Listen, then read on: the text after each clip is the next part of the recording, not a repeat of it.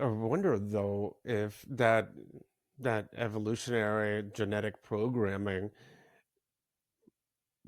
is is that is it wrong?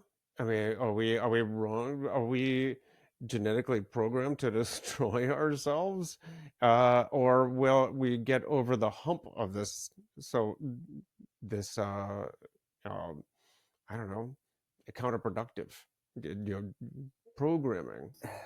I, I tend to remain and live with optimism. And I think also, if we are to, it's part of the human programming as well to romanticize history and catastrophize the future.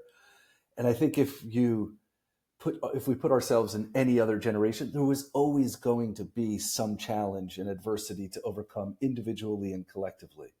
So I think we're unique in an aspect of convenience, like you said, and comfort beyond measure. That has its own challenge. I tend to lean towards optimism. I always think that the journey of the journey of healing and the journey of overcoming adversity, like we always walk a razor's edge. On one side is hope, and on the other side is despair.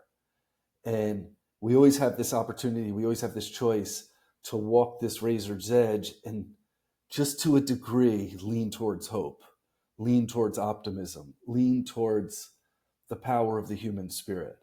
And we have a particular challenge. I don't disagree, nor do I ignore that.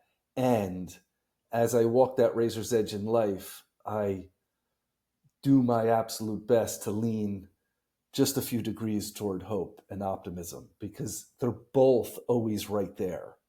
And are we programmed to destroy ourselves? I genuinely hope and believe not. And I also understand that that's my posture, that I lean towards that hope rather than succumb to that despair. What is I've heard once a goldfish, if you keep feeding it, it will eat until it just kills itself. Uh, is that what we're is that what we're doing to ourselves? We live in a life of abundance, and we're gonna consume it all.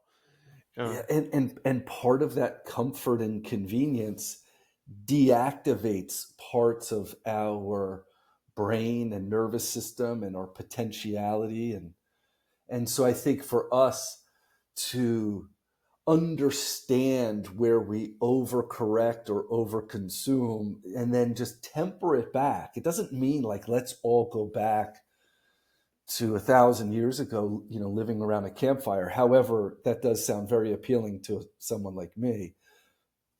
I don't know if we're going to influence our culture to go back to that, but how do we temper it back to where this is a healthy, sustainable way of living? And I think that's where our maturity lies. That's where, we tend to be a very reactive species. Like, all right, if we're going to go this far this way, we're going to pendulum all the way to the other end. And I'm like, I think health and maturity is probably somewhere in the middle. Like, let's use temperance to navigate it to a healthy calibration where we are living lives where we're generating comfort and prosperity and convenience. I get that. And we counter and balance that with spending time in nature, having quality relationships, doing hard things, and keeping that part of the human systems, activated and stimulated. I think that's where a very healthy harmony and balance in life really remains.